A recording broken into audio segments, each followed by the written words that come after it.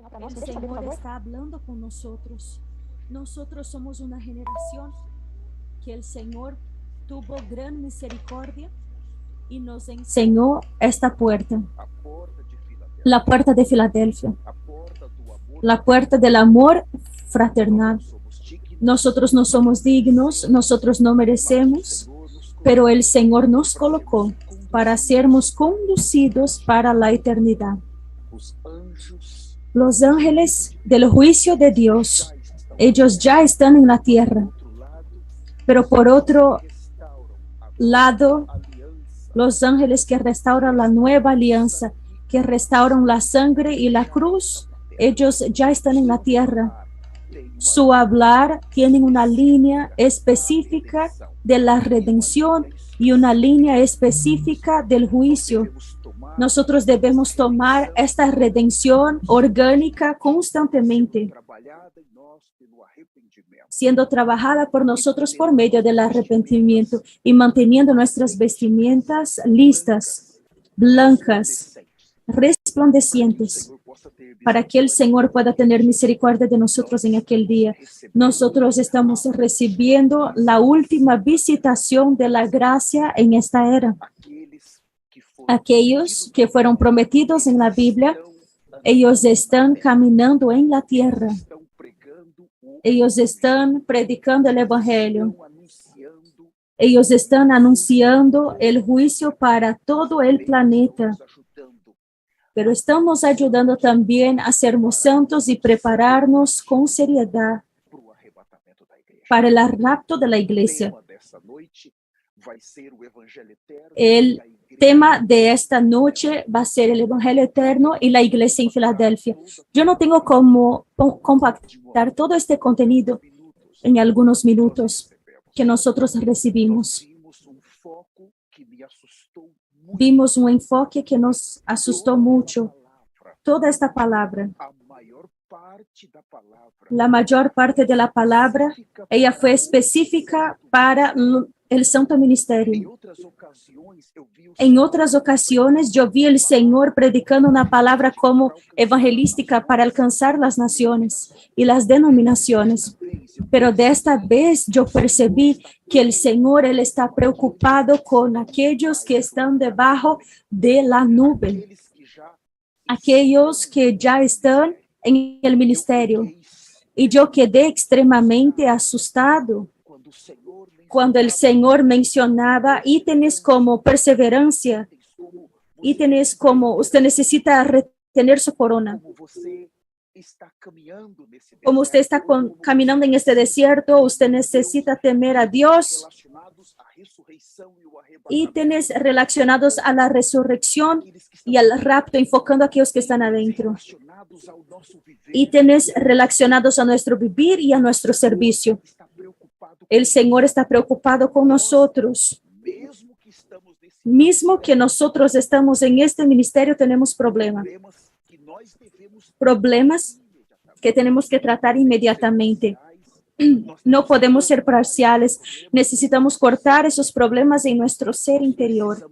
Necesitamos ser extremadamente radicales. Cuando miramos para esta generación que caminó 40 años en el desierto, solamente los jóvenes que nacieron en el desierto entró todo.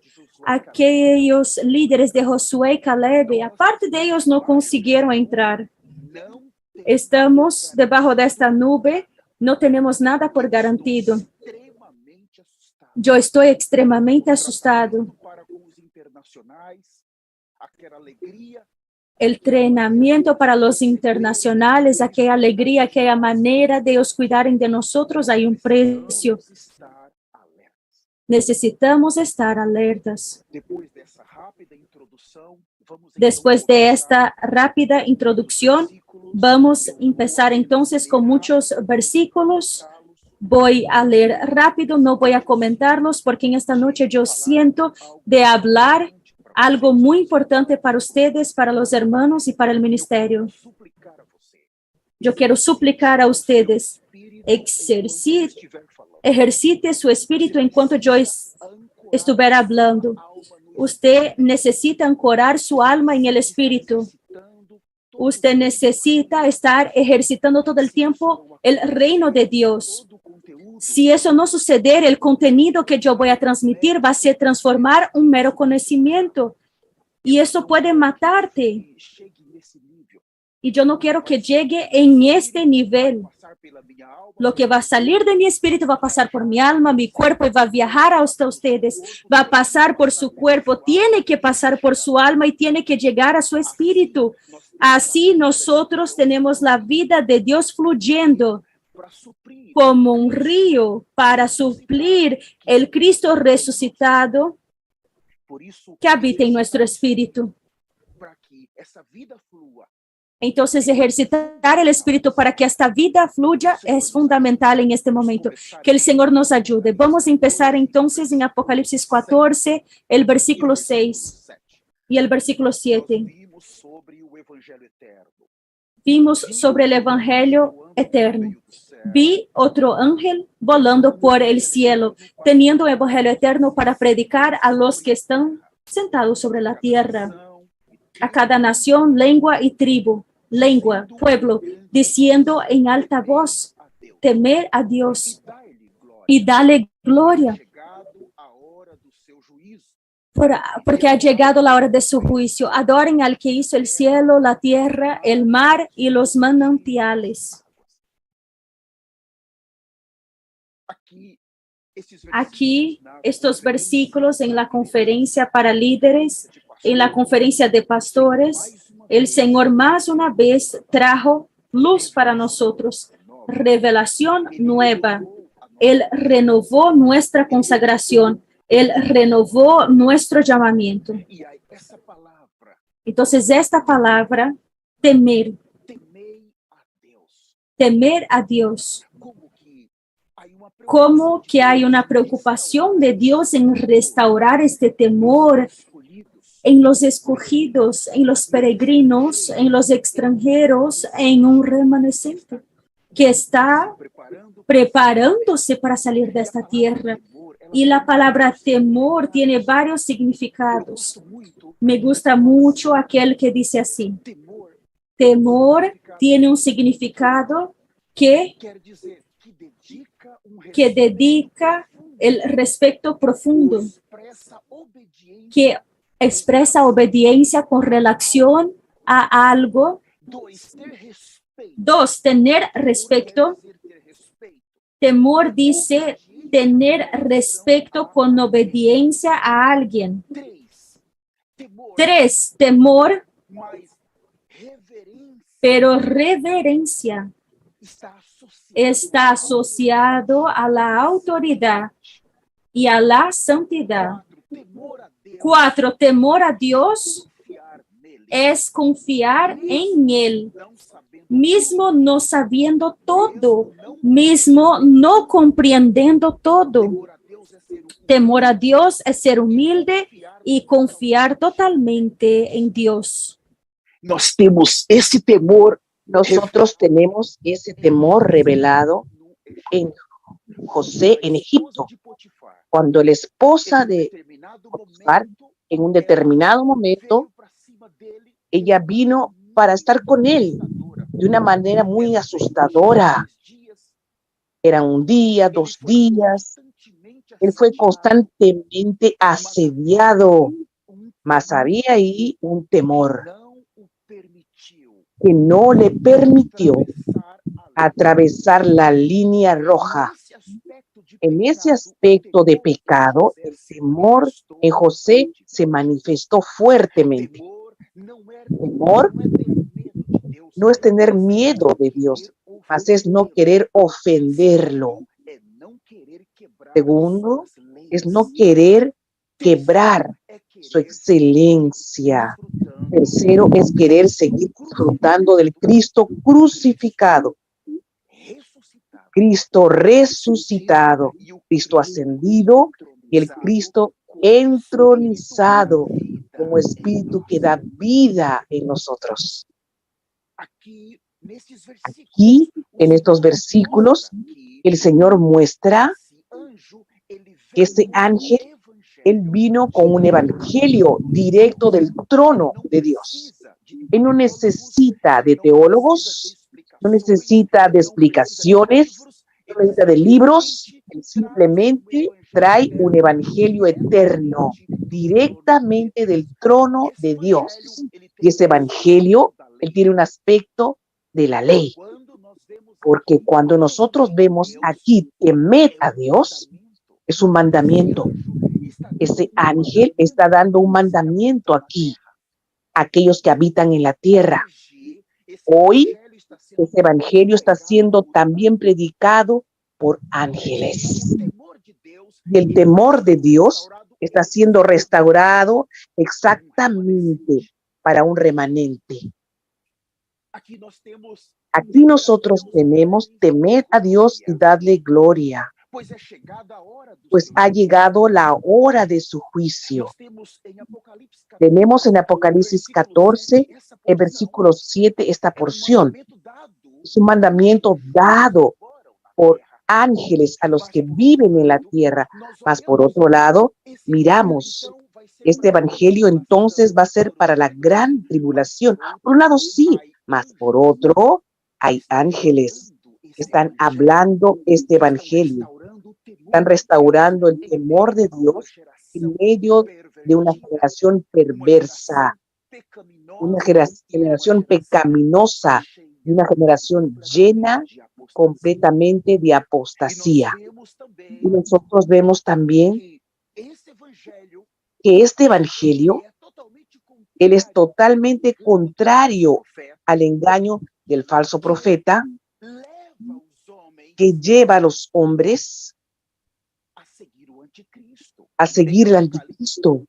En Apocalipsis 14 podemos ver el capítulo 13, el versículo 14 y 15 dice así. Apocalipsis 13, versículo 14 y 15. Y engaña a los moradores de la tierra con las señales que se le han permitido hacer en presencia de la bestia, mandando a los moradores de la tierra que le hagan imagen a la bestia, que tiene la herida de espada y vivió. Él hace una imagen. Se le permitió infundir aliento a la imagen de la bestia para que la imagen hablase e hiciese matar a todo el que no la adorase. Entonces aquí nosotros tenemos algo contrario. Por un lado, ese ángel predica un evangelio que restaura el temor. Más por otro, tenemos el falso profeta predicando un evangelio que lleva a los que habitan en la tierra a adorar al anticristo. Esto es muy asustador. Y nosotros tenemos también, ellos infunden a servir, a adorar anticristo, que es una amenaza existencial, y a todos los que se rehusan a adorar a anticristo durante la gran tribulación. Ahora, nosotros tenemos algo y necesito llamar la atención de ustedes. Primero, todos nosotros, todos los habitantes de la tierra serán juzgados por causa de este evangelio eterno que está siendo predicado 20 años en la tierra. Todos, nadie va a escaparse, basados en lo que está siendo hablado. Hoy es el juicio que vendrá para aquellos que no dieren crédito, no darán crédito a este evangelio. Y el segundo aspecto, este evangelio, él no apenas está siendo predicado de una manera fuerte en la tierra, mas cuando Dios levanta a alguien para predicar este evangelio, es porque otro evangelio ya está siendo predicado. Nosotros vimos claramente los mensajes que recibimos de la apostasía, muy bien explicada por el arzobispo diputado Juan Rafael, cuando abre para nosotros Mateo 24:5, él siempre nos muestra, porque vendrán muchos en mi nombre diciendo, yo soy el Cristo, y engañarán a muchos. Mas él también nos muestra, en el versículo 11 de Mateo 24, que se van a levantar muchos falsos profetas y engañarán a muchos. Y por último, también nos mostró en 2 Tesalonicenses 2:3, nadie de ningún modo nos engañe, porque eso no va a suceder sin que venga primero la apostasía y sea revelado el hombre de iniquidad, de la perdición. Entonces nosotros vemos que antes del arrebatamiento, el espíritu del anticristo y el espíritu del falso profeta, ellos ya estarán actuando y engañando a muchos. Por eso es en contrapartida, este evangelio eterno, él necesitaba ser predicado ahora. En cuanto el Señor está corriendo para engendrar Filadelfia, el anticristo está corriendo para producir la Odisea. Esto es muy temeroso. Nosotros vimos entonces que hay una gran lucha en la tierra. ¿Por qué no decir en todo el universo? Temed a Dios. Mas por otro lado, usted no necesita tener miedo de Dios. No es así. Ellos son muy rígidos. Vamos a buscar las bendiciones terrenas. No necesitas preocuparte con los juicios. Eso se hizo todo. Usted puede sembrar una semilla ahora. Dar esto. Haz un voto. Dios va a bendecirte. Eres obligado a bendecirte. Tienes que vivir bien en esta tierra. Entonces vemos que hay ese espíritu del anticristo, un espíritu de falso profeta que están actuando para generar la Odisea. Mas el Señor trajo ahora, hace 20 años más o menos, el evangelio eterno. Ese evangelio que trae la realidad de Filadelfia. Y por favor, Filadelfia no es apenas una iglesia. Filadelfia es un vivir. Nosotros vamos a ver eso hoy. Usted puede amanecer en Filadelfia y usted puede pasar todo el resto del día en la Odisea. Eso es muy grave. Hoy necesito abrir esto para ustedes.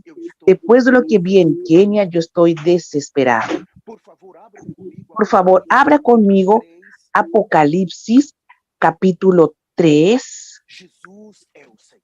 Jesús es el Señor. Nosotros tenemos ahora Filadelfia, Apocalipsis capítulo 3. ¿Qué tenemos? En Apocalipsis 14 tenemos el desespero de Dios al enviar a la tierra a sus ángeles para restaurar el sacerdocio, el altar y el púlpito. Y nosotros vemos que todo comienza ahí. Si la lideranza se corrompe, todo el cuerpo está corrupto. Si usted vio el pez, para usted identificar si el pez está malogrado, usted precisa abrir barbatanas, las agallas, abrir esta parte. Si tiene un mal olor, todo el pez es malogrado.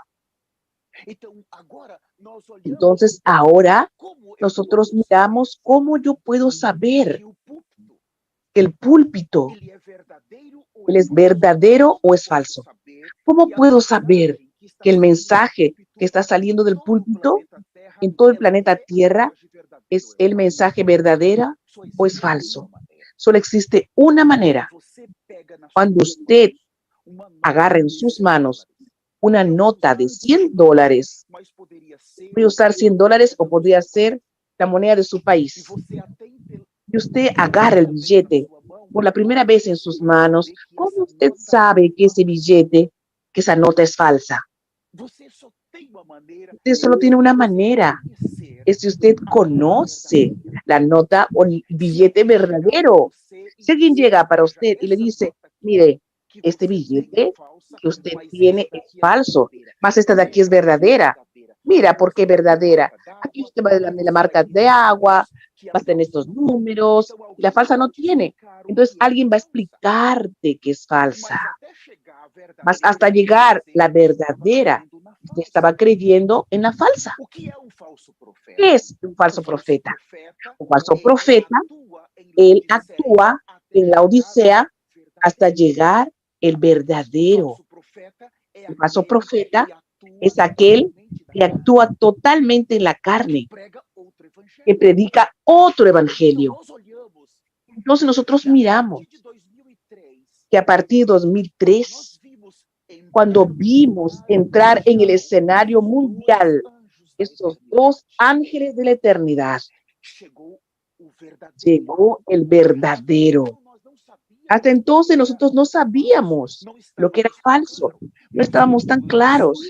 Mas cuando Él surge con el evangelio, arrepentimiento, santidad, comenzamos a ver, aquí está el verdadero. Necesito seguir este evangelio. El que yo estaba siguiendo es falso. Cuando nosotros miramos para Apocalipsis 14, 6 y 7, vemos cuando el verdadero se manifiesta. El evangelio eterno, predicado de una manera sobrenatural, es en el momento en que el espíritu del anticristo y el falso profeta estaban ya actuando en la tierra, engañando a los líderes, engañando con otro evangelio. Ahora, si usted no conoce la nota de $100 verdadera, usted va a dar crédito para la nota de $100 falsa y va a seguir con eso. Apocalipsis, capítulo 3, versículo 7, vemos la iglesia en Filadelfia. Es tan poderoso al ángel de la iglesia en Filadelfia. La palabra Filadelfia, el original griego, una de las mejores traducciones es amor fraternal. Entonces el Señor, por medio de este evangelio eterno, Él necesita restaurar el amor entre la novia de Cristo y Dios, más también el amor entre los hermanos. Si usted es alguien que no te gusta perdonar, si es alguien que te gusta tener confusión, pelea, vives buscando una discusión, vives hablando mal de los hermanos, quiero que sepas que usted necesita saber que está en la Odisea.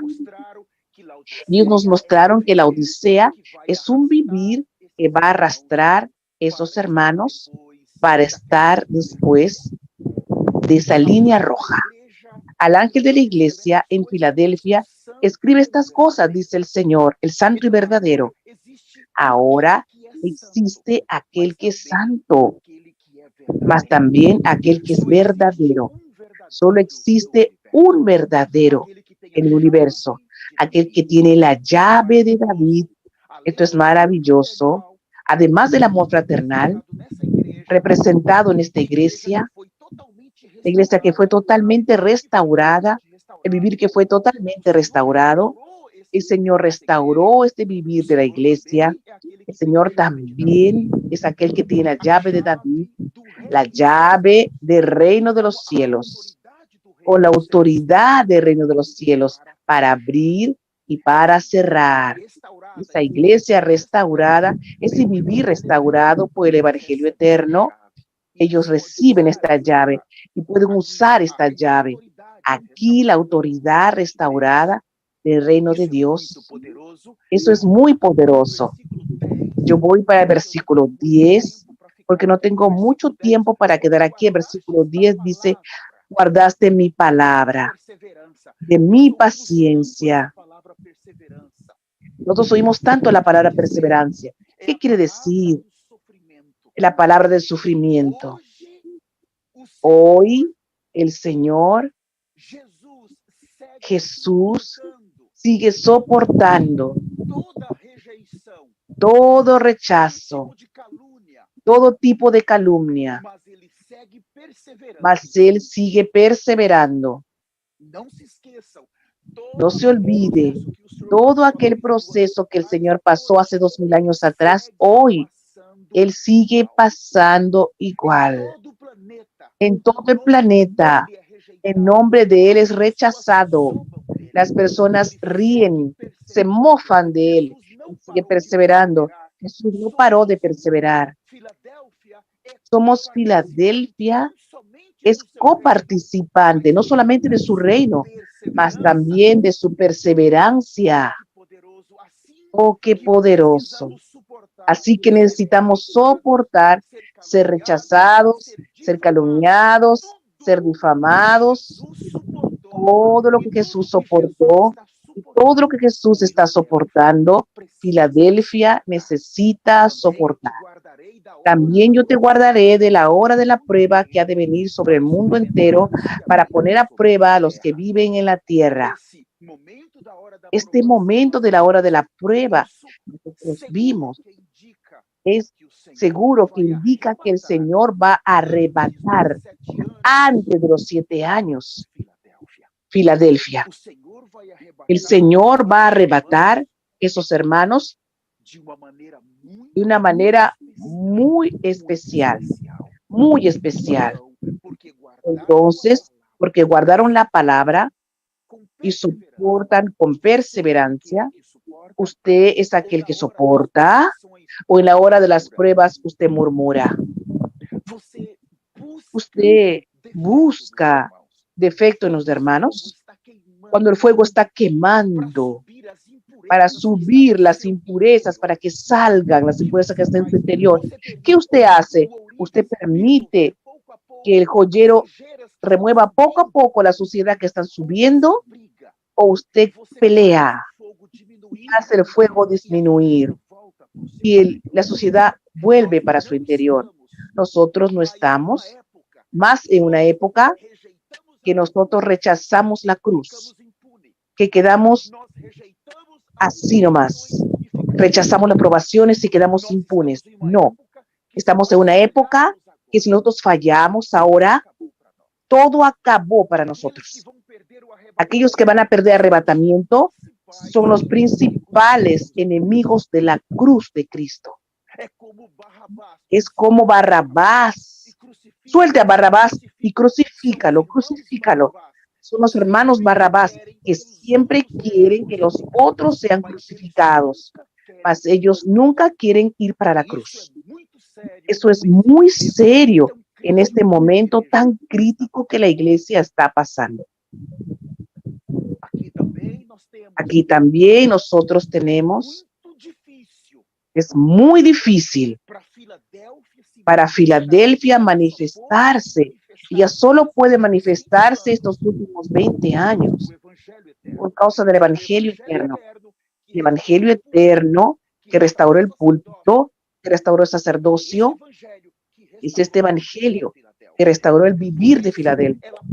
Esto ella puede guardar el nombre y la palabra. Filadelfia son aquellos hermanos que encontraron la puerta, entraron por esa puerta, una puerta tan difícil para entrar. Mas ellos lo encontraron por su esfuerzo, porque son buenos. Eso es misericordia.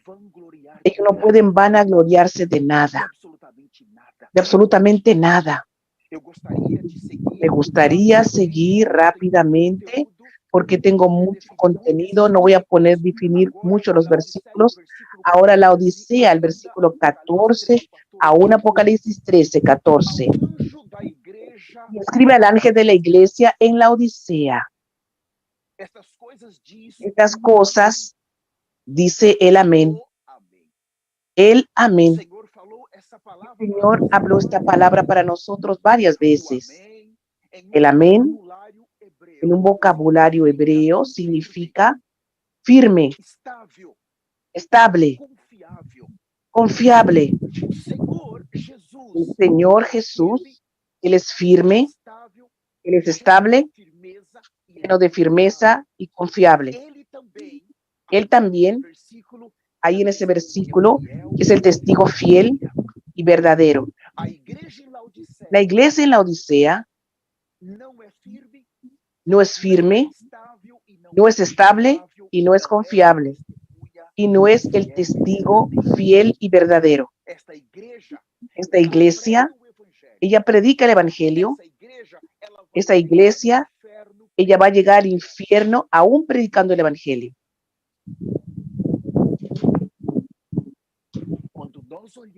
Cuando nosotros miramos para este vivir de la Odisea, en original griego, Hay algunas traducciones. Una de ellas, la Odisea, quiere decir la opinión del pueblo. Es una de las traducciones. La Odisea, la opinión del pueblo. Entonces quiere decir que esta iglesia, ella es llena de opinión. El Señor necesita venir a ella como el amén. Eso quiere decir que ella no da el amén para el Señor, que no consigue amén, a decir amén.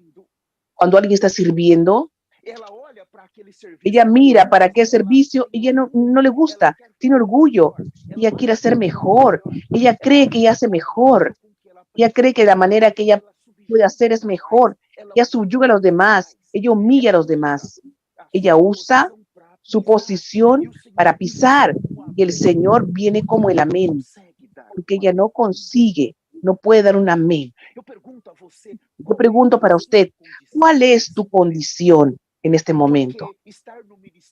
Porque está en el ministerio en el inicio de este año, no te garantiza que vas a ser arrebatado. Mas cuánto de suciedad fue removida de nosotros y cuánto de colirio en tus ojos fue puesto. Cuánto de ropas fue puesta. Cuánto de oro que compramos. Eso va a garantizar nuestra entrada. Y aquí muestra, yo quiero leer aún esos versículos. Versículo 17, el capítulo 3, versículo 17. Porque tú dices, yo soy rico. No es el amén que está diciendo. Es ese tipo de vivir cristiano. Dices que está rico y no te he enriquecido y de ninguna cosa tengo necesidad. Cuando los profetas llegaron en 2003, más o menos en el escenario mundial, esa iglesia, ella dice así, yo no necesito de usted. Yo no necesito de nada. Yo necesito de su evangelio.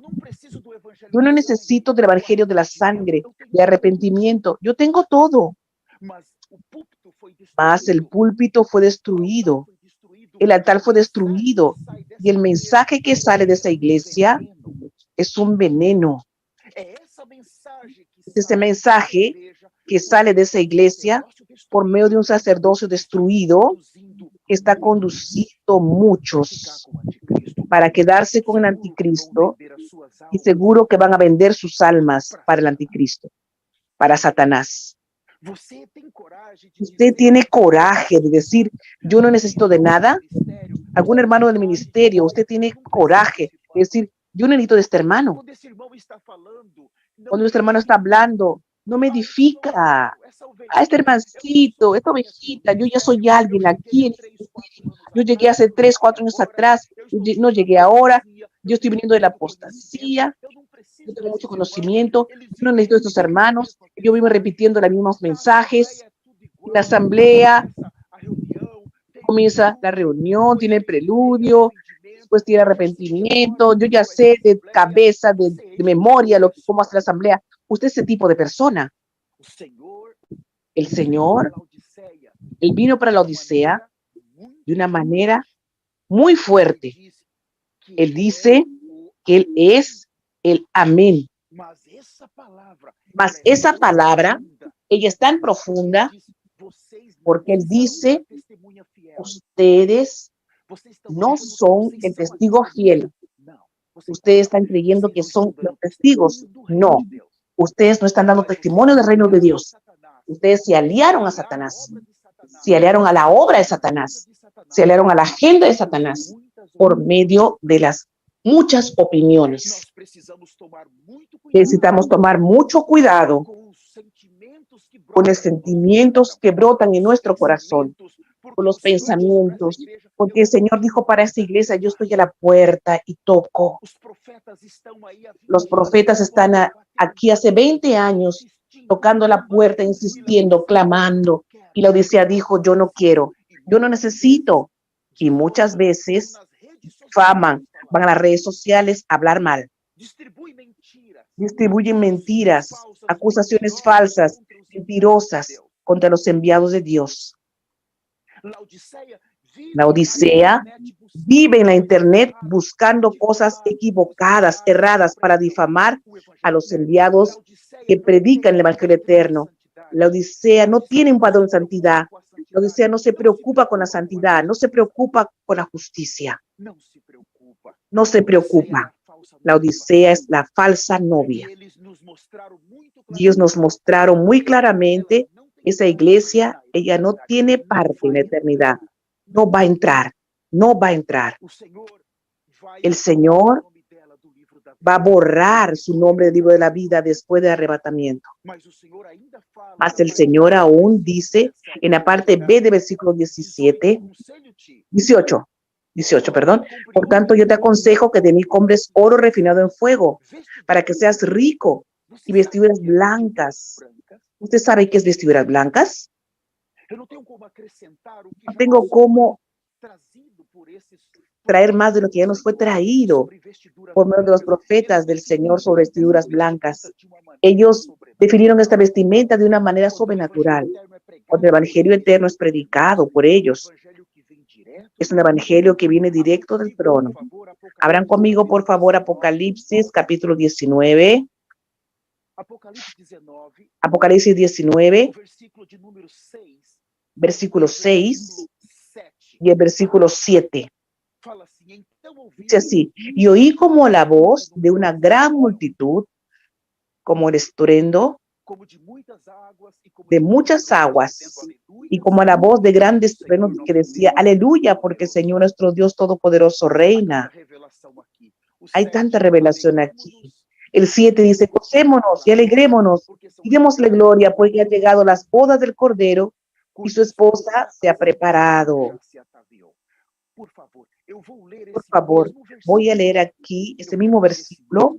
Voy a leer ese mismo versículo 7 en la versión amplificada. Dice así: regocíjense, gritemos de alegría, exultante y triunfante.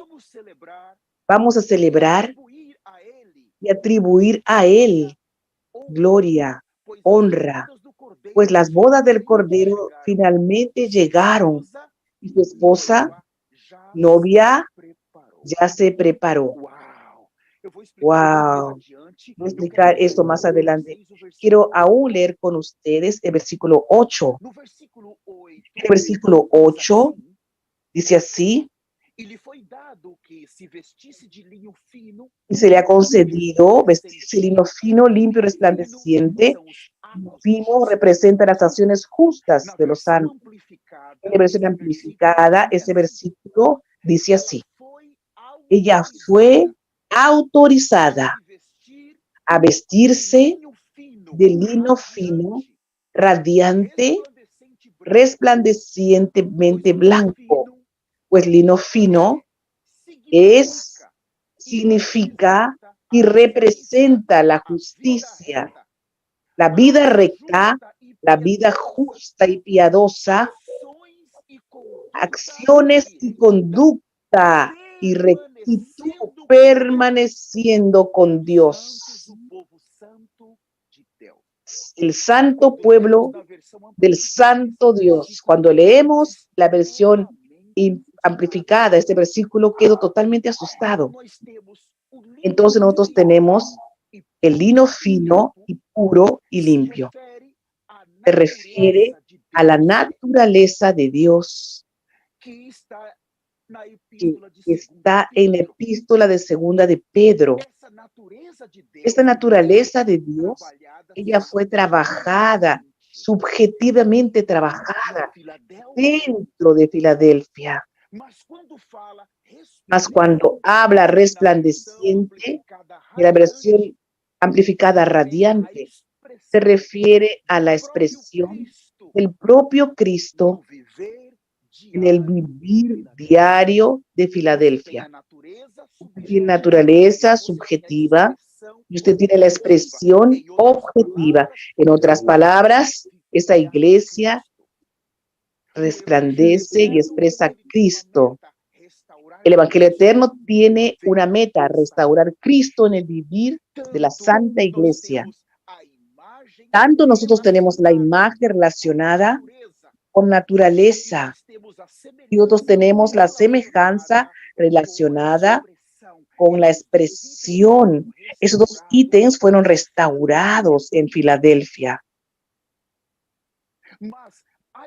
Mas hay otra parte que yo necesito hablar. Solamente el Evangelio eterno que tiene la capacidad de restaurar esos ítems en Filadelfia. Entonces, cuando miramos los hechos de justicia de los santos, me gusta mucho de los dos aspectos de la justicia. Cuando usted abre en 1 Corintios capítulo 1, en versículo 30, es un versículo muy interesante, mas ustedes son de Él, en Cristo Jesús, el cual se tornó de parte de Dios sabiduría, justicia, santificación y redención, para que, como está escrito, aquel que se gloría, gloríese en el Señor. Entonces tenemos Cristo aquí como la justicia. Cuando nosotros miramos para las vestiduras, vestimenta de justicia, esta justicia inicial se refiere exactamente al primer aspecto de nuestra salvación. Cristo vino como la justicia de Dios para justificarnos y para reconciliarnos. Eso trae la redención para nosotros. Ese primer aspecto de nuestra vestimenta, ella es objetiva.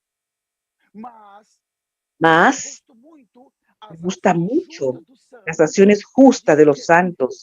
Quiere decir, Cristo que recibimos como nuestra justicia, para nuestra salvación inicial, la justicia que recibimos, ella es totalmente objetiva. Agarramos lo que Cristo hizo en la cruz de nosotros. Muchas gracias, Señor. Mas todos los cristianos están haciendo eso. Ahora, cuando miramos para la novia de Apocalipsis 19, ella avanzó más. La justicia aquí de la novia, ella es subjetiva a lo que fue trabajado. Un Cristo que vino como la ropa, la vestimenta, la vestidura. Ahora Cristo de vivir diario fue trabajado como la persona de Filadelfia. Porque para mí el vivir es Cristo. Ese Cristo fue siendo trabajado, fue siendo sustituido poco a poco. La persona vieja fue saliendo, naturaleza vieja fue saliendo y el Cristo resucitado fue manifestándose en aquella persona. Esos son los hechos de justicia. La justicia que recibimos es objetiva. Necesitamos ser salvos diariamente. Aquí habla que esa salvación objetiva debería ser trabajada dentro de nosotros interiormente. Es por el arrepentimiento. Aquí las acciones justas de los santos son subjetivas, las acciones justas. Es nuestro, es interior. Cuando hables en Filipenses capítulo 3, versículo 9, está escrito así, y ser hallado en él. Ser hallado en él. Filipenses 3, 9, no teniendo mi propia justicia, que viene de la ley, más la que viene por la fe en Cristo. La justicia que procede de Dios basada en la fe. Aquí tenemos ese Cristo que fue trabajado. La persona, ella fue sustituida. Como Pablo dice, que no vivo yo, mas Cristo vive en mí. Ahora es Cristo que viene como la justicia subjetiva dentro, trabajado de una manera intensa como la persona en nosotros. Voy a preguntar a usted,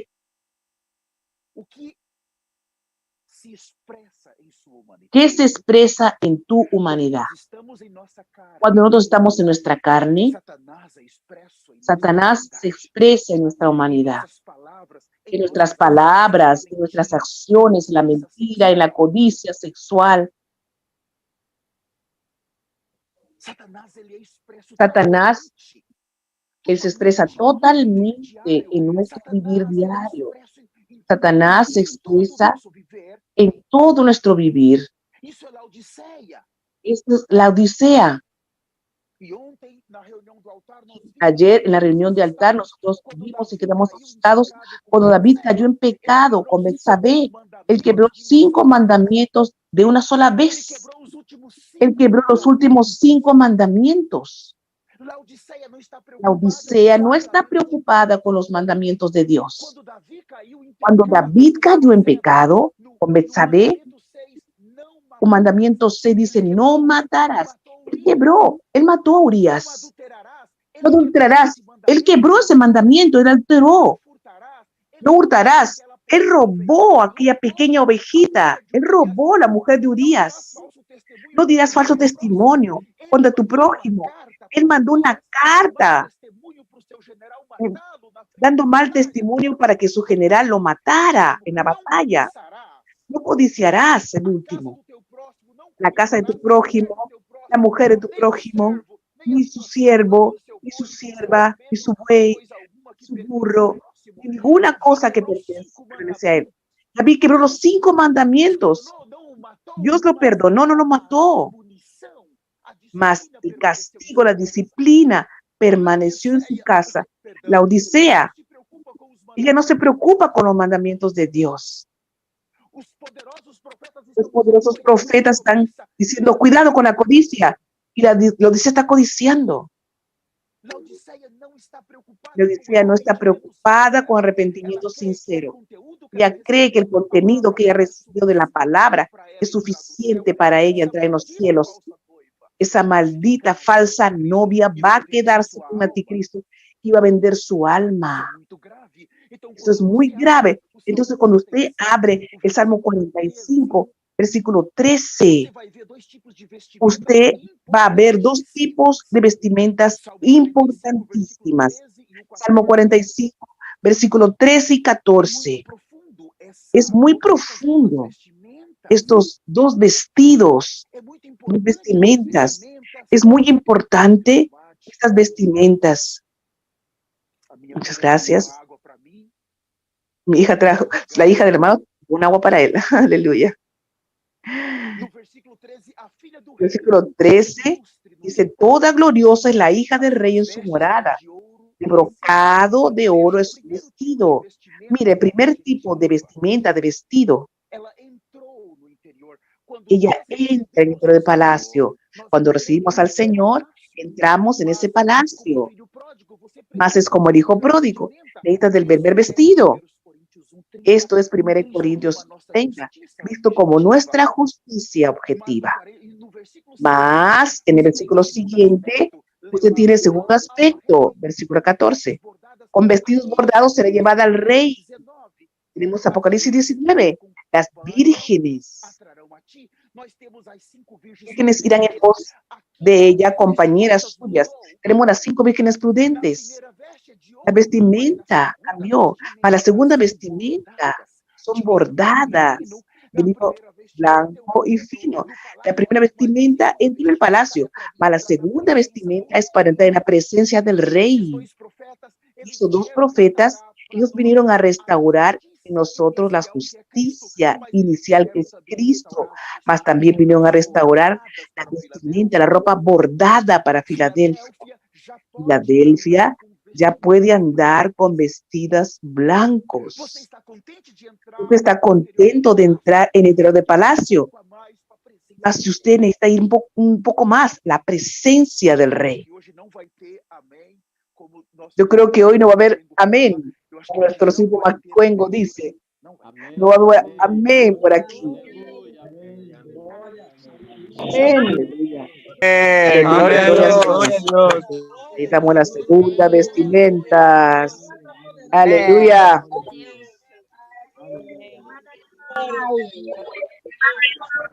Amém. Aqui.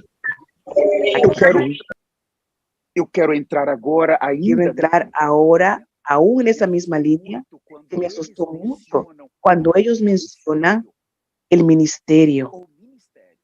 El ministerio. Aún quiero que ustedes abran conmigo Primera de Timoteo, capítulo 1, versículo 3. 1 Timoteo 1, 3. El hermano va a tomar agua. Ellos llegaron de viaje, llegó de viaje, y su garganta aún está un poco irritada. Dice, como te rogué. Pablo está diciéndole a Timoteo aquí, aquel joven, Pablo está rogando. En realidad es el propio Espíritu Santo rogando. Puedo partir, cuando partí para Macedonia, que quedas en Éfeso para advertir que no enseña otra doctrina. Miren, ahora está entrando un veneno en el púlpito. Miren, Éfeso, cuando Pablo va, los líderes, ellos van apartándose de Pablo. Los líderes, ellos van tomando otro camino, ellos van predicando otro mensaje. El versículo siguiente, el versículo 4 dice así: no preste atención a fábulas y genealogías interminables que acarrean disputas, más bien edificación de Dios que es por fe. Esa palabra en original, edificación, es propósito o economía de Dios en la fe, que consiste, que es por la fe. Así te encargo ahora. Tenemos ahora un pueblo que asumió la lideranza de la iglesia en Éfeso, y ahora ellos comienzan a enseñar otra cosa. Cuando se habla fábulas, genealogías interminables, cosas de esta tierra, un evangelio terreno. Y Pablo le rogó a Timoteo, por favor, necesitas ir a Éfeso y ayudarlos. Están desviando de verdadero evangelio. Hermanos, la iglesia en Éfeso, ella fue cayendo poco a poco. Dios me encargo mostrar estos ítems, mas la destrucción fue tan fuerte. Esta iglesia recibió tantas cartas. La primera venida del propio apóstol Pablo, una linda carta, 6 capítulos, 1 Timoteo y 2 Timoteo. El mensaje del púlpito era tan maligno, ellos ya no aceptaban las cartas que Pablo escribía. Entonces Pablo necesitaba escribir las cartas para su cooperador que estaba en Éfeso, para la iglesia en Éfeso, porque se escribía para la ciudad. Que cuidaban de la iglesia ya no aceptaban más. La degradación va entrando, la apostasía va entrando, va trayendo pecado, va contaminando toda la iglesia y va matando a los hijos de Dios. La destrucción del púlpito, cuando un sacerdocio está caído, todas las enseñanzas detrás del púlpito va a destruir a los hijos de Dios. Sacarlo de la línea central. La apostasía es el espíritu que trae para la iglesia degradación, decadencia y destrucción. Nosotros no podemos jugar con esto. Dios trajo para la tierra un evangelio que restaura el vivir de Filadelfia. Eso no es juego. Nosotros necesitamos abrir mano de toda apostasía, sacar toda apostasía, todo pecado, seguir fielmente este ministerio. Ahora quiero partir ya para finalizar, más yo necesito abrir un tema extremadamente importante y quiero hablar con toda la lideranza del ministerio. Mas yo soy una oveja, usted es una lideranza también, un líder. Filadelfia, hasta los hermanos de un talento, ellos son importantes. Nosotros valoramos usted. Yo soy una pequeña oveja, mas puedes salir y predicar el evangelio. Tienes tu familia, tienes tu trabajo, es un líder ahí. Claro que nosotros tenemos la unción. Hay niveles diferentes de lideranza, de líderes, mas quiero que usted sepa que a partir de ahora para toda la lideranza, usted es un líder. El nivel de unción puede ser no ser tan elevado, mas a que seas oveja, eres un líder. El evangelista es un líder. Pastor auxiliar es un líder. Todos son líderes en este ministerio. Nosotros nos respetamos como líderes. Nosotros nos apreciamos como líderes y como lideranza de este ministerio. Si usted toca Usted es un líder. Si evangelizas, eres un líder. Si está en las mujeres que lloran, usted es un líder. Si usted hace parte de los hombres que lloran, eres un líder. Si está en equipo de jóvenes, eres un líder. Si está en las redes sociales, eres un líder. Si estás en el equipo hasta de niños, eres un líder. Vimos cómo los niños les predicaron el evangelio en la primera conferencia y quedamos impresionados, asustados. Los niños, con la predicación del evangelio de aquellos niños, aquellos 3, cuando terminó todo, yo necesité llamar a las coordinadoras, hacer un mensaje para el pastor Marcelo. Pastor Marcelo, ¿qué está sucediendo? Yo estoy en shock. Hablé para su esposa ahí. Fue maravilloso. Llamé para otras hermanas que coordinaban. Y las hermanas de la Tara ahí de Bahía, de Pérez Santana, esto es maravilloso. Los felicité por el trabajo. Llamé para los pastores, los padres de los pastores, para el obispo, padre de una de las jóvenes, para Sergio. Necesitaba agradecerles por el excelente trabajo que están haciendo con los niños. Son líderes. Entonces, lo que voy a hablar ahora es para todo el ministerio. Recíbanlo en el espíritu, por favor. Nosotros estamos oyendo al Señor hablando para nosotros muchas veces. Este ministerio, nos dijo doctor Niel, no es nuestro, tiene un dueño. El Señor nos habló que nosotros no tenemos derecho de expulsar a nadie de este ministerio. No tenemos derecho de despreciar a nadie en este ministerio. No tenemos derecho de criticar a nadie en este ministerio. No nos fue dado a nosotros esa autoridad y no podemos pasarnos de la línea. Los hermanos no son míos, son ovejas directamente del Señor. Y no puedo tratarlos de cualquier manera. Si alguna lideranza está sobre mí, tiene un corazón de cuidar, un corazón de apacentar, nosotros tenemos que seguir ese camino. Como un líder de este ministerio, es una oveja, ejerces cierta autoridad, no tienes derecho de maltratar a nadie en este ministerio. O hasta yo como obispo anciano no tengo derecho de maltratar personas en este ministerio. Voy a presentar algunos versículos aquí. Voy a ser rápido. No tengo mucho tiempo para explicar. Mi hora ya está prácticamente terminando. Abran conmigo, por favor. Primera de Corintios, capítulo 5. En Primera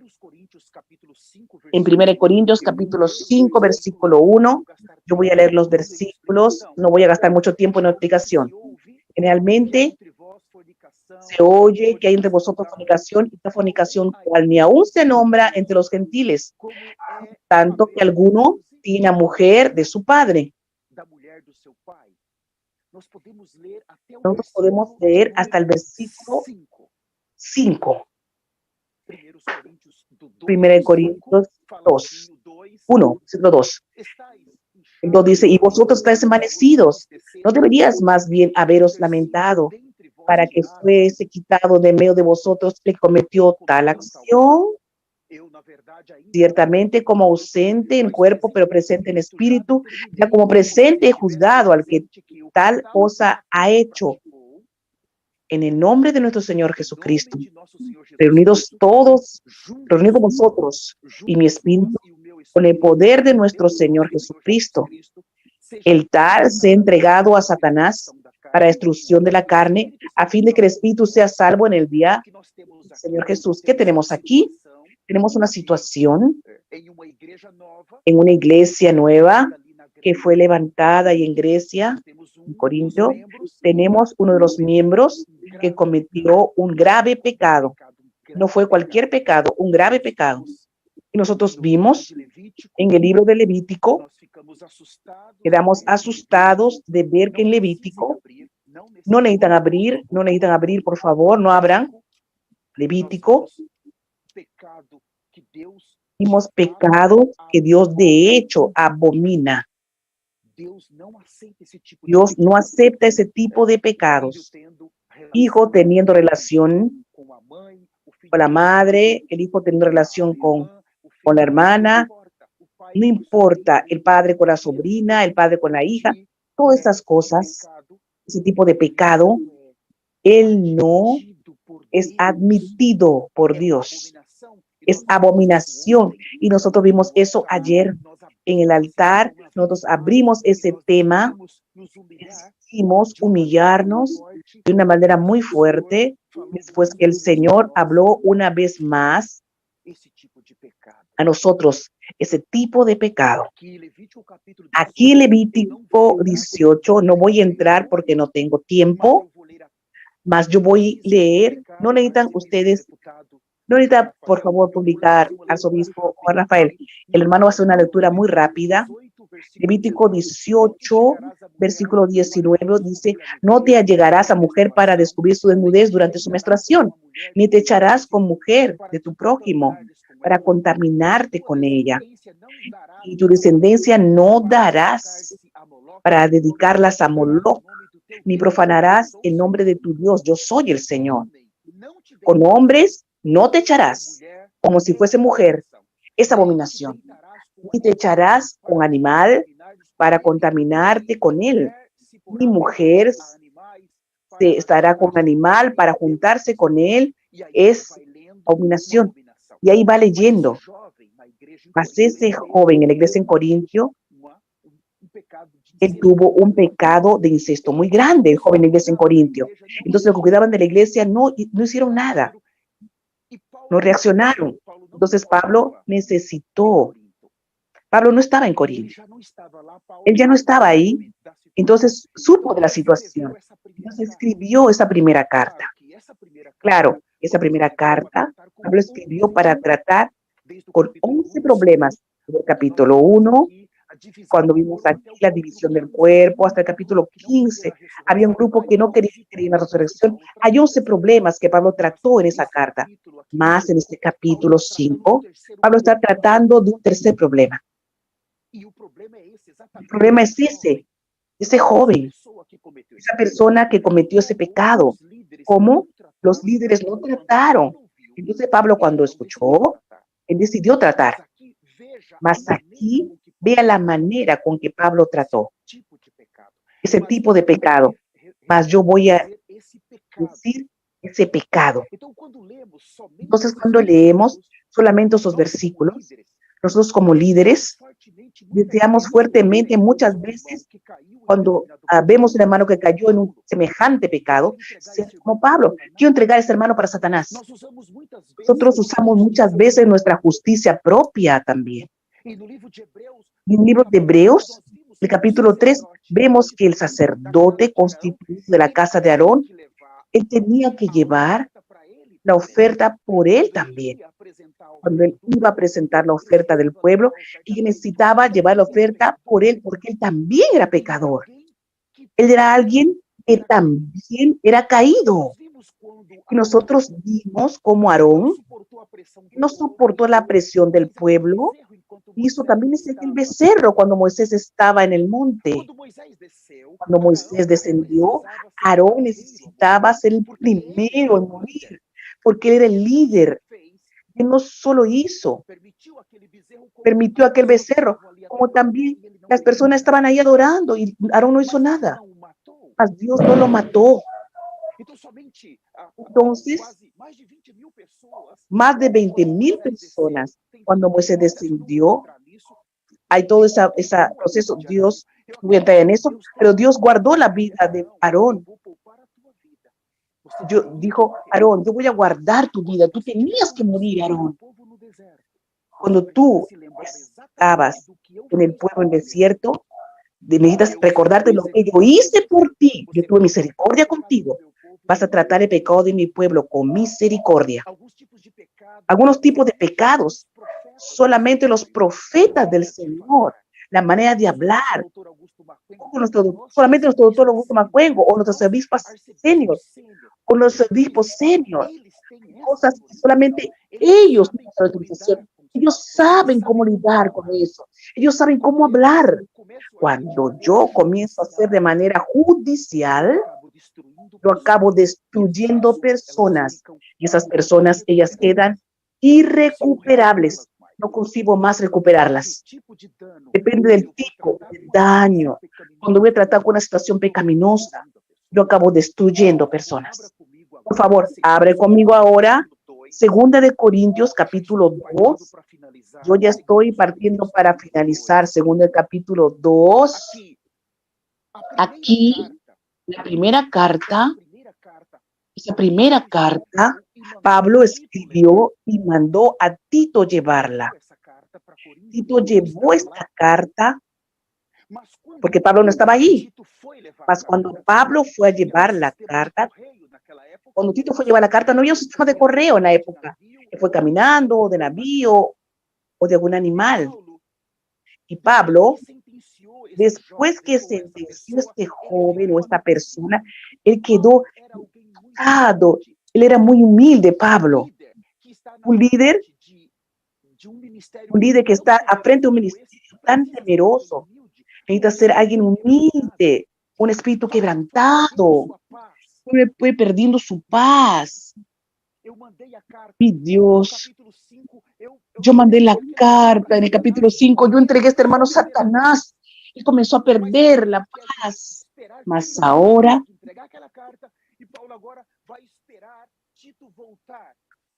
y ahora va a esperar que Tito regrese para contar para él cuál fue la reacción de la iglesia, la reacción de los líderes, cuando él mandó esa carta, cuando mandó entregar a ese hermano a Satanás por el pecado que él cometió. No quiero decir nada. Cuando llegamos al capítulo 2, tenemos un Pablo bastante aprensivo. Voy a leer algunos versículos con ustedes, mas yo no voy a tener mucho tiempo de explicar. Entonces, el capítulo 2, a partir de versículo 1. Voy a leer. Esto pues determiné para conmigo, no ir otra vez a vosotros con tristeza. Porque si yo os contristo, ¿quién será luego el que me alegre? Sino aquel, estamos de aquí en la segunda carta. Sino aquel que está entristecido, sino aquel a quien yo contristé. Y esto mismo os escribí, para que cuando llegue no tenga tristeza de parte de aquellos de quienes me debería gozar, confiando en vosotros todos, que mi alegría es también la vuestra. Porque por la mucha tribulación y angustia del corazón os escribí con muchas lágrimas, no para que fueses contristados, sino para que supieses cuán grande es el amor que os tengo. Ahora vamos a comenzar en versículos 5 al 11. Aquí va a abrir el corazón. Pero si alguno me ha causado tristeza, no me la ha causado a mí solo. Ya comienza a mencionar de aquel hermano de la primera carta, sino en cierto modo, por no exagerar, a todos vosotros. Le basta a tal persona esta reprensión hecha por muchos. Así que al contrario, vosotros más bien debéis perdonarle y consolarle para que no sea consumido de demasiada tristeza. Por lo cual os ruego que confirméis el amor para con él. Porque también para este fin os escribí, para tener la prueba de si vosotros sois obedientes en todo. Y al que vosotros perdonáis, yo también, porque también yo lo he perdonado. Si algo he perdonado, por vosotros lo he hecho en presencia de Cristo. Mire el versículo 11. Para que Satanás no gane ventaja alguna sobre nosotros, pues no ignoramos sus maquinaciones. Entonces, a partir del versículo 5, la palabra tristeza está ahí. Tristeza, demasiada tristeza. Es una presión demasiada que estaba sobre el apóstol. Es una carga muy pesada. Después que él escribió la primera carta, después de haber escrito esa primera carta, Pablo era una persona prudente, humilde. Él consideraba a las personas. Él entendió lo que él hizo. Ahora, no, por favor, no salgan de esos versículos. deje solamente yo agarrar 1 Timoteo. No necesitan ustedes agarrar 1 Timoteo 5:20. En cuanto a los que viven en pecado, repréndelos en la presencia de todos, para que también los demás aprendan.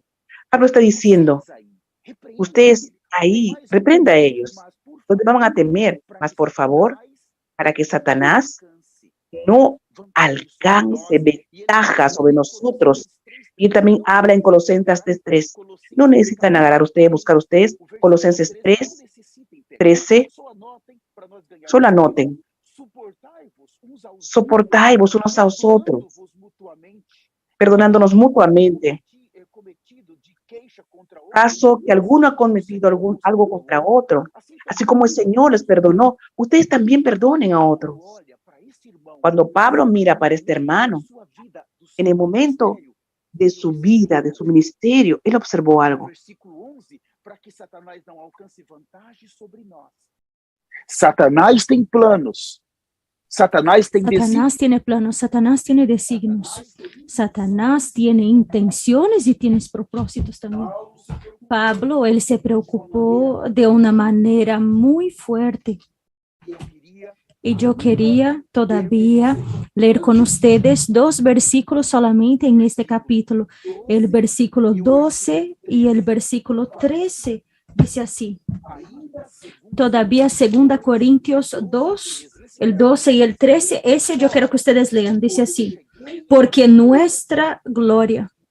Ahora bien, cuando llegué a Troas para predicar el evangelio de Cristo, descubrí que el Señor me había abierto las puertas. Aún así, me sentí intranquilo por no haber encontrado allí a mi hermano Tito. Entonces Tito llevó la primera carta y ahora Pablo está esperando que él regrese para hablar la reacción de la iglesia. Y Pablo esperó Tito en Troche y él no llegó en Troas. Pablo entonces no consiguió predicar el evangelio. Mira la carta. Despidiéndome de él, partí para Macedonia. Mira la carga.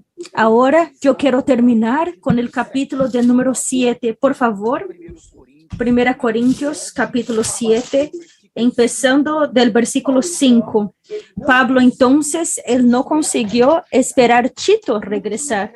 No tenía una respuesta. Mira, yo escribí a aquel hermano, yo entregué para Satanás. Wow, ¿qué ellos van a hablar? Entonces Tito no venía. El versículo 5 dice así, cuando llegamos a Macedonia, entonces aquí Pablo acaba de llegar en Macedonia, nuestro cuerpo no tuvo ningún descanso, sino que vivimos acosados por todas partes, conflictos por fuera y temores por adentro. Entonces tenemos por afuera la relación con la obra de la carne, pero adentro la obra del Espíritu. Pero Dios que consola a los abatidos nos consoló con la venida de Tito. Entonces ahora Tito regresa de Corinto, ahora él tiene una respuesta. Vamos a leer algunos versículos del 7 tal vez hasta el 9. No para conseguir leer más. Pero dice así, y no solo como su llegada, sino también con el consuelo que él había recibido de ustedes. Él nos habló del anhelo, de la profunda tristeza y de la honda preocupación que ustedes tienen por mí, el cual me llegó de alegría. Si los entristecí con mi carta, entonces él está mencionando la primera carta, no me pesa. Es verdad que antes me pesó, porque me di cuenta de que por un tiempo mi carta me había entristecido. Yo no tengo más tiempo para leer, por favor, lean todo eso. Entonces, lo que nosotros tenemos aquí, yo hablo para los líderes. Cuando nosotros tenemos que tomar alguna decisión con relación a los hermanos, necesitamos hacer en el temor de Dios. Cuando la Biblia empieza a ser abierta para nosotros, nosotros tememos. Si yo quedar solo en la primera carta, todo hermano que se equivocar a mi lado, yo quiero entregarlo a Satanás. Pero cuando el Señor abre la revelación, yo paso ahora a tener temor. ¿Cuántos yo ya maté? ¿Cuántos yo ya expulsé? Aquí nosotros tenemos a alguien totalmente aquebrantado en este momento, alguien que estaba preocupado con el hermano. Él no estaba diciendo que él no iba a reprender el pecado, él no estaba diciendo que era para él dejar a este hermano pecaminoso, pero él dijo, por favor, si ustedes reprenderlo, si ustedes allí perdonarlo, yo también lo voy a perdonar. Si él se arrepiente de todo su corazón, él va a alcanzar y nosotros todos vamos a perdonarlo. ¿Comprenden eso? Entonces nosotros vamos a perdonarlo. Nosotros queremos perdonarlo, nosotros queremos ayudarlos, nosotros no lo vamos a tirar fuera. Nosotros vimos un Pablo que perdió la paz. La primera carta fue entregue en manos para la iglesia en Corinto por Tito. La reprensión fue muy fuerte. Pero cuando nosotros abrimos, vamos a ver 2 Corintios que él esperaba encontrar con Tito en Troas para que Tito pudiera hablar cómo fue la relación de la iglesia con la carta que él recibió, la primera carta. Tito no llegó en Troas, entonces Pablo se fue para Macedonia, y solo en Macedonia que Pablo encontró con él. Y usted ve que fue tan fuerte que ni él consiguió predicar en Troas el evangelio. Él reconoció que exageró. Él quiere que el hermano que pecó sea corregido y restaurado en el cuerpo de Cristo. El propósito de la disciplina es restaurar y no destruir o sacar venganza. Yo voy a repetir, el propósito de la disciplina es restaurar y no destruir o sacar venganza. Y yo termino esta parte diciendo, hay dos maneras de Satanás tomar ventaja sobre nosotros y sobre el ministerio. La primera es si nosotros no tuviéramos la disciplina. Si los hermanos pecar y si usted no los disciplina, como usted lo necesita. Esa es la primera manera de Satanás tener la ventaja. Y la segunda es si nosotros seamos demasiados duros. ¿Cómo que usted es? Cuando alguien peca, ¿cómo que usted actúa? ¿Usted expúlsalo? ¿Así? ¿Usted lo abandona? ¿Usted queda llamando él de rebelde todo el tiempo? Todo el tiempo este hermano es rebelde, este hermano es pecador, esta familia es rebelde, esta joven es rebelde. Usted solo habla rebelde, rebelde, rebelde. ¿Usted cree que usted no va a matarlo así? Nuestra coordinadora está delante de este ministerio y nos ha ayudado tanto con eso. Y yo temo, hermanos, delante del Dios en cual la presencia yo estoy, yo temo y yo quiero me arrepentir si yo ofendí a alguno de ustedes. Yo imploro el perdón de ustedes. No vamos a jugar con las almas por las cuales nosotros no morimos por ellas. Estas almas no nos pertenecen. En este ministerio nosotros no tenemos el derecho de llamar los hermanos de rebelde todo el tiempo o hermanos de apóstatas todo el tiempo o queriendo expulsar los hermanos. Nosotros no tenemos este derecho. Nosotros ya fuimos orientados más de una vez. Estamos empezando 2023. Nosotros necesitamos abrir mano de eso. El vivir de la Odisea es exactamente despreciar a las personas. Es un vivir lleno de orgullo. Es un vivir de falta de perdón, que no consiguen más perdonar, que está lleno de venganza contra los hermanos, lleno de venganza, de odio, que exige la autoridad. Exige que los hermanos lo obedezcan, exige que los hermanos quieren tomar hasta bendición de usted. Usted tiene que me obedecer. Yo soy el líder, yo soy la líder, yo soy. Este tipo de la Odisea, el Señor va a cobrar duramente. Nosotros no tenemos ninguna garantía de ejercer nuestra autoridad de esta manera. Hasta mismo la Biblia enseña que cuando el apóstol Pablo, él sentenció a este hombre por un pecado grave, él perdió la paz.